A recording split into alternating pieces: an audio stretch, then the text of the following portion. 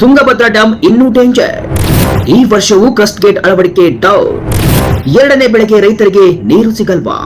ಕಲ್ಯಾಣ ಕರ್ನಾಟಕದ ಪಾಲಿನ ಜೀವನದಿ, ಅನ್ನದಾತರ ಆರಾಧ್ಯ ದೈವ ತುಂಗಭದ್ರಾ ಜಲಾಶಯವೀಗ ಆತಂಕದ ಕೇಂದ್ರ ಬಿಂದುವಾಗಿದೆ. ಹೌದು, ಕಳೆದ ಬಾರಿ 19ನೇ ಕ್ರಸ್ಟ್ ಗೇಟ್ ಕೊಚ್ಚಿಕೊಂಡು ಹೋದಾಗ ಇಡೀ ರಾಜ್ಯವೇ ಬೆಚ್ಚಿ ಬಿದ್ದಿತ್ತು.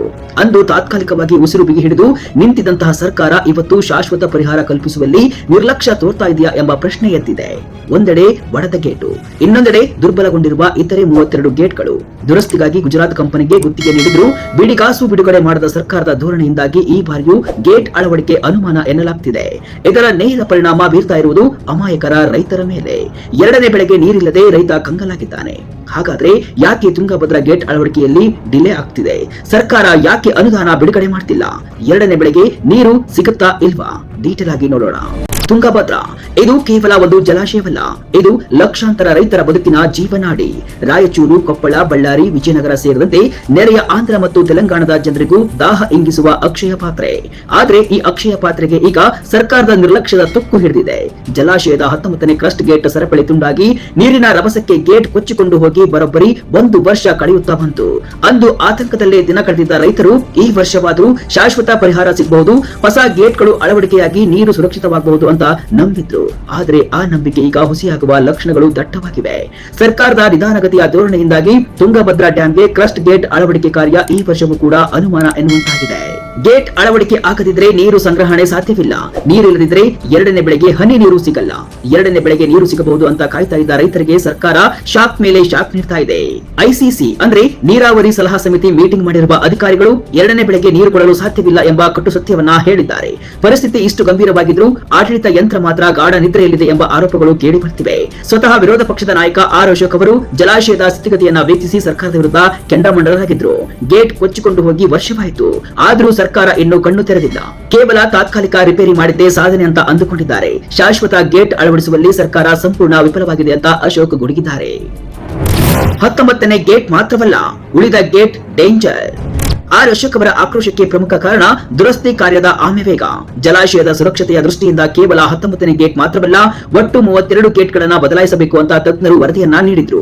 ಈ ಹಿನ್ನೆಲೆಯಲ್ಲಿ ಗುಜರಾತ್ ಮೂಲದ ಕಂಪನಿಗೆ ಗೇಟ್ ನಿರ್ಮಾಣದ ಹೊಣೆಯನ್ನ ನೀಡಲಾಗಿತ್ತು.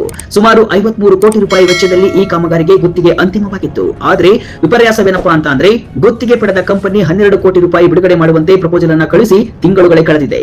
ಆದ್ರೆ ಸರ್ಕಾರದಿಂದ ಈವರೆಗೂ ನಯಾ ಪೈಸೆ ಅಂದ್ರೆ ಬಿಡಿಗಾಸು ಕೂಡ ಬಿಡುಗಡೆಯಾಗಿಲ್ಲ ಎಂಬ ಆಘಾತಕಾರಿ ಮಾಹಿತಿ ಹೊರಬಿದ್ದಿದೆ. ಹಣ ಬಿಡುಗಡೆ ಮಾಡದಿದ್ರೆ ಕೆಲಸ ಹೇಗೆ ಸಾಗುತ್ತೆ? ಇದೇ ವೇಗದಲ್ಲಿ ಸಾಗಿದ್ರೆ ಮುಂದಿನ ಮಳೆಗಾಲದ ವೇಳೆಗೆ ಗೇಟ್ಗಳು ಸಿದ್ಧವಾಗುವುದು ಅನುಮಾನ. ಅಧಿಕಾರಿಗಳ ಪ್ರಕಾರ ಫೆಬ್ರವರಿ ಅಥವಾ ಮಾರ್ಚ್ ವೇಳೆಗೆ ಕೇವಲ 16 ಗೇಟ್ಗಳು ಮಾತ್ರ ಸಿದ್ಧವಾಗಬಹುದು. ಆದ್ರೆ 32 ಗೇಟ್ಗಳು ಯಾವಾಗ ರೆಡಿಯಾಗುತ್ತೆ ಎಂಬುದಕ್ಕೆ ಯಾರ ಬಳಿಯೂ ಉತ್ತರವಿಲ್ಲ. ವಿಪಕ್ಷ ನಾಯಕ ಆರ್ ಅಶೋಕ್ ಹೇಳಿದ್ದೇನು ನೋಡಿ, ರೈತರಿಗೆಲ್ಲ ಸಂಕಷ್ಟ ಬಂದಿದೆ. ಅವರು ತುಂಗಭದ್ರಾ ನದಿ ನೀರನ್ನೇ ನಂಬಿಕೊಂಡಿದ್ದಾರೆ. ಈಗ ಒಂದು ಬೆಳೆ ಹೋಗಿದೆ, ಎರಡನೇ ಬೆಳೆಗೆ ನೀರು ಕೊಡಕ್ಕಾಗಲ್ಲ ಅಂತ ಹೇಳ್ತಾ ಇದ್ದಾರೆ. ನಾವು ರೈತರಿಗೆ ಎಕರೆಗೆ 25,000 ಪರಿಹಾರವನ್ನ ಕೊಡಿ ಅಂತ ಕೇಳ್ತಾ ಇದ್ದೇವೆ. 16 ಗೇಟ್ ಮಾತ್ರ ಕೂರಿಸಕ್ಕಾಗಲ್ಲ, ಒಟ್ಟು 32 ಗೇಟ್ ರೆಡಿ ಆಗ್ಲೇಬೇಕು. ಇವರ ಲೆಕ್ಕದಲ್ಲಿ ಮಾರ್ಚ್ ಅಂದ್ರೆ ಇನ್ನು ಬಿಲ್ಲೆ ಬಿಡುಗಡೆ ಮಾಡಲಿಲ್ಲ, ಅದು ಮಾರ್ಚ್ಗೆ ಹೋಗುತ್ತಾ ಮುಂದಿನ ವರ್ಷಕ್ಕೆ ಹೋಗುತ್ತೋ ಗೊತ್ತಿಲ್ಲ. ಇಷ್ಟೊಂದು ಜ್ವಲಂತ ಸಮಸ್ಯೆ ಇದ್ರೂ ಕೂಡ ಮುಖ್ಯಮಂತ್ರಿಗಳು ಇಲ್ಲಿ ಬಂದು ಹೋಗೋದು ಬಿಟ್ಬಿಟ್ಟು ಡೆಲ್ಲಿಗೆ ಹೋಗೋದು ಬರೋದು ಮಾಡ್ತಿದ್ದಾರೆ. ಕುರ್ಚಿ ಉಳಿಸಿಕೊಳ್ಳುವ ಗೊಂದಲದಲ್ಲೇ ಜಲಾಶಯವನ್ನ ನಿರ್ಲಕ್ಷ್ಯವನ್ನ ಮಾಡಲಾಗ್ತಿದೆ. ಸಿದ್ದರಾಮಯ್ಯನವರು ತಕ್ಷಣ ಸ್ಥಳಕ್ಕೆ ಬರಬೇಕು, ಪರಿಶೀಲನೆಯನ್ನ ಮಾಡಬೇಕು, ಕಾಮಗಾರಿ ಫೆಬ್ರವರಿ ಒಳಗಡೆ ಮುಗಿಬೇಕು, ಆ ರೀತಿ ಸೂಚನೆಯನ್ನ ಕೊಡಬೇಕು ಅಂತ ಖಡಕ್ ಆಗಿ ಆರ್ ಅಶೋಕ್ ಎಚ್ಚರಿಕೆಯನ್ನ ಕೊಟ್ಟಿದ್ದಾರೆ. ಎಲ್ಲ ಗೇಟ್ ಬದಲಿಸುವಂತೆ ತಜ್ಞರ ಎಚ್ಚರಿಕೆ. ಸರ್ಕಾರದ ಈ ನಿರ್ಲಕ್ಷ್ಯಕ್ಕೆ ಬೆಲೆ ತೆರಬೇಕಾಗಿರುವುದು ರೈತರು ಮಾತ್ರ. ಆದರೆ ಈ ಸಮಸ್ಯೆಯ ಆಳ ಕೇವಲ ಹಣಕಾಸಿನ ವಿಚಾರಕ್ಕೆ ಸೀಮಿತವಾಗಿಲ್ಲ. ಇದು ತಾಂತ್ರಿಕವಾಗಿ ಅತ್ಯಂತ ಅಪಾಯಕಾರಿ ಹಂತದಲ್ಲಿದೆ. 19ನೇ ಕ್ರಸ್ಟ್ ಗೇಟ್ ಮುರಿದಾಗಲೇ ತಜ್ಞರು ಎಚ್ಚರಿಕೆಯ ಗಂಟೆಯನ್ನ ಬಾರಿಸಿದ್ರು. ಕೇಂದ್ರ ಜಲ ಆಯೋಗದ ನಿವೃತ್ತ ಅಧ್ಯಕ್ಷ ಎಕೆ ಬಜಾಜ್ ನೇತೃತ್ವದ ತಂಡ ಜಲಾಶಯವನ್ನ ಸಂಪೂರ್ಣವಾಗಿ ಪರಿಶೀಲನೆಯನ್ನ ಮಾಡಿತ್ತು. ಅವರ ವರದಿಯ ಪ್ರಕಾರ ಡ್ಯಾಂನ ಬಹುತೇಕ ಕ್ರಸ್ಟ್ ಗೇಟ್ಗಳು 30% ರಿಂದ 40% ದುರ್ಬಲಗೊಂಡಿವೆ. ಕಬ್ಬಿಣದ ಆಯಸ್ಸು ಮುಗಿದಿದೆ, ತುಕ್ಕು ಹಿಡಿದಿದೆ. ಹೀಗಾಗಿ ಕೇವಲ ಒಂದೇ ಗೇಟ್ ಅಲ್ಲ, ಎಲ್ಲಾ ಗೇಟ್ಗಳನ್ನ ಬದಲಿಸಬೇಕು ಅಂತ ತಜ್ಞರ ಸಮಿತಿ ಸ್ಪಷ್ಟಪಡಿಸಿತ್ತು. ಜಲಾಶಯದ ಸುರಕ್ಷತೆ ಹಾಗೂ ನಿರ್ವಹಣೆಯ ಬಗ್ಗೆ 2025 ಏಪ್ರಿಲ್ ವೇಳೆಗೆ ಎಲ್ಲಾ ಸರಿಪಡಿಸಬೇಕಿತ್ತು. ಆದರೆ ವಾಸ್ತವದಲ್ಲಿ ನಡೆದಿರುವುದೇ ಬೇರೆ. ತಾಂತ್ರಿಕ ವರದಿಗಳು ಅಪಾಯದ ಮುನ್ಸೂಚನೆಯನ್ನ ನೀಡ್ತಾ ಇದ್ರು. ಸರ್ಕಾರ ಕಡತಗಳ ವಿಲೇವಾರಿಯಲ್ಲಿ ಕಾಲಹರಣ ಮಾಡ್ತಾ ಇದೆ. 12 ಕೋಟಿ ರೂಪಾಯಿಗಳ ಬಿಲ್ ಬಾಕಿ ಇಟ್ಟುಕೊಂಡು ಇಡೀ ಜಲಾಶಯದ ಸುರಕ್ಷತೆಯನ್ನೇ ಪಣಕ್ಕಿಟ್ಟಂತಿದೆ. ಈಗಾಗಲೇ ಗೇಟ್ ಅಳವಡಿಕೆ ಕಾರ್ಯ ತಡವಾಗಿದೆ. ಮಾರ್ಚ್ ಅಥವಾ ಏಪ್ರಿಲ್ ವೇಳೆಗೆ ಗೇಟ್ ಕೂಡಿಸಬಹುದು ಅಂತ ಅಧಿಕಾರಿಗಳು ಸಬೂಬು ಹೇಳ್ತಾ ಇದ್ದಾರೆ. ಆದರೆ ಮಾರ್ಚ್ ನಂತರ ಮುಂಗಾರು ಪೂರ್ವ ಮಳೆ ಆರಂಭವಾದರೆ ಅಥವಾ ಜಲಾಶಯಕ್ಕೆ ಒಳಹರಿವು ಬಂದ್ರೆ ಗೇಟ್ ಅಳವಡಿಕೆ ಅಸಾಧ್ಯ. ಆಗ ಮತ್ತೆ ಮುಂದಿನ ವರ್ಷದವರೆಗೂ ಕಾಯಬೇಕಾಗುತ್ತೆ. ಅಂದ್ರೆ ಸತತ 3ನೇ ವರ್ಷವೂ ರೈತರಿಗೆ ನೀರು ಸಿಗಲ್ಲ. ಹೀಗಾಗಿ ಅನ್ನದಾತರು ಕಂಗಲಾಗಿದ್ದಾರೆ. ಆಂಧ್ರ ತೆಲಂಗಾಣಕ್ಕೂ ಬೇಕು ನದಿ ನೀರು. ತುಂಗಭದ್ರೆ ಬತ್ತಿದರೆ ಸಂಕಷ್ಟ ಕೇವಲ ಕರ್ನಾಟಕದ ರೈತರಿಗಷ್ಟೇ ಅಲ್ಲ.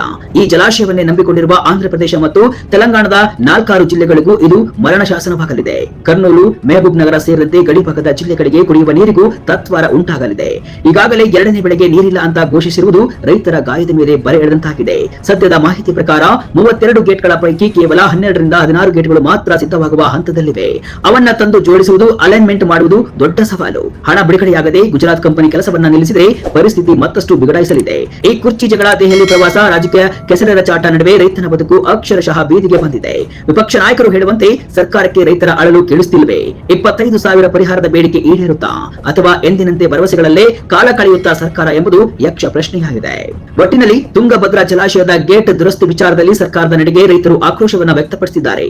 ಕೋಟ್ಯಾಂತರ ಜನರ ಜೀವನಾಧಾರವಾಗಿರುವ ಜಲಾಶಯದ ಸುರಕ್ಷತೆಗಿಂತ ರಾಜಕೀಯ ಲಾಲಾಸೆಗಳೇ ಮೇಲಾಯಿತೆ ಅಂತ ಕಿಡಿಕಾರ್ತಿದ್ದಾರೆ. ತಜ್ಞರ ಎಚ್ಚರಿಕೆಯನ್ನ ಮೀರಿ ಸರ್ಕಾರ ತೋರುತ್ತಿರುವ ಈ ನಿರ್ಲಕ್ಷ್ಯ ಮುಂದೊಂದು ದಿನ ದೊಡ್ಡ ಅನಾಹುತಕ್ಕೆ ದಾರಿ ಮಾಡಿಕೊಡದಿರಲಿ ಎಂಬುದೇ ರೈತರ ಆಶಯ. ಇನ್ನಾದ್ರೂ ಮುಖ್ಯಮಂತ್ರಿ ಸಿದ್ದರಾಮಯ್ಯನವರು ಇತ್ತ ಗಮನ ಹರಿಸಿ ಕೂಡಲೇ ಅನುದಾನ ಬಿಡುಗಡೆ ಮಾಡಿ ಯುದ್ಧೋಪಾದಿಯಲ್ಲಿ ಕಾಮಗಾರಿ ಮುಗಿಸುತ್ತಾರಾ ಎಂಬುದನ್ನ ಕಾದು ನೋಡಬೇಕಿದೆ.